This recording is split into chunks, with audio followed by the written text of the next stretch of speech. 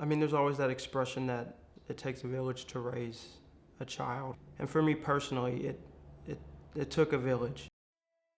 So I arrived at Brooklawn just a little bit after I'd been adopted. And before I'd been adopted, I'd been in several different foster homes that hadn't worked out. They weren't good fits. I would often act out. I grew up with a neglectful father who abandoned myself and my sister when we were born. My birth mother was an alcoholic and abusive, so we grew up in a very physically abusive household.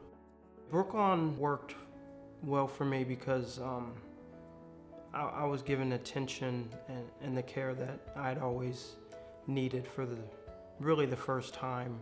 The community, I think, should be really interested in the work that we do. We all live in a community, be that a faith community, a neighborhood, our city.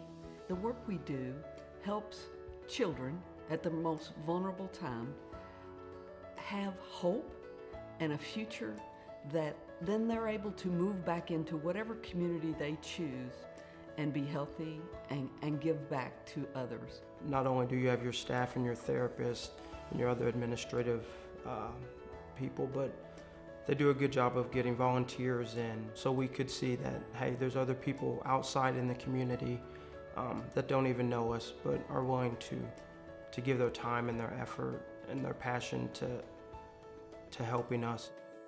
This past September, I think is when it started, we did a partnership with Brooklawn, and we kickstarted that partnership with, a rather large donation.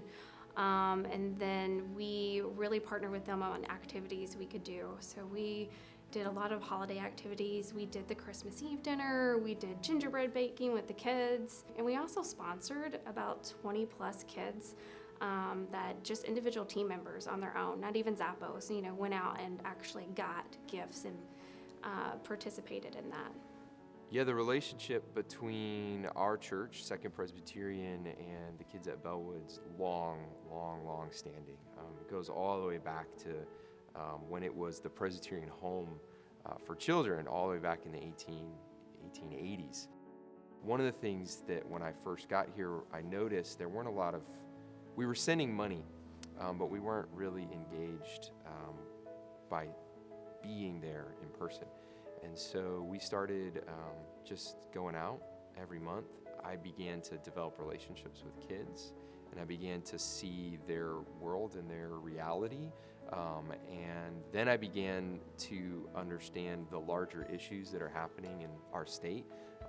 I began doing research on the number of kids, just under 10,000, that don't have a home, don't have a family in some capacity. And the injustice that is, and the reality that is. And while I can't solve that for 10,000 kids, I can show up for the kids that are at Bellewood. Working with, wanting to work with the Brooklawn kids and having kids of my own, I think that's probably what attracted me to it as well. Because I think of my kids and I think of kids at Brooklawn, those are the same age as my kids, and I could not imagine. And with the young man that I'm mentoring already, the stories that I've heard, I just couldn't imagine. With as a mom, you protect your kids so much, and then hearing these kids, like, he's 12 and he's talking to me and trying to dissect what happened to him, almost like he's got a psychology degree. He's so old for his age, such an adult, mature mentality. He's worried about being able to support himself at 12 years old because he doesn't want his family to take on that burden. And I'm like, you're 12, you should be worried about school and your friends and, what you're having for dinner, homework, those kinds of things, not worried actually about adult things. It breaks my heart. On our first trip, I was trying to hide the tears as he's, telling me some of these stories because it should never happen to a child. If we don't now get in front of these kids, get in front of these families and help fix this in Kentucky, I don't know where that might end up. I know that Kentucky has the highest rate of child abuse in the nation.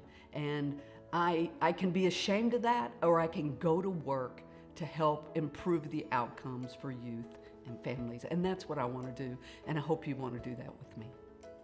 The kids that I work with today, I see myself in a lot, and I think it's something I think about a lot and actually discuss with them. I'm comfortable enough at different times kind of telling my story and letting them know, hey, you know, you're not alone here.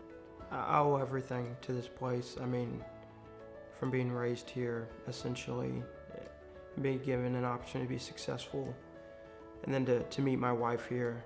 And my child's 5 months. She's 5 months old. And just the joy of my world, and to see everything come full circle has been truly a blessing for me. And I would not be where I am without this place.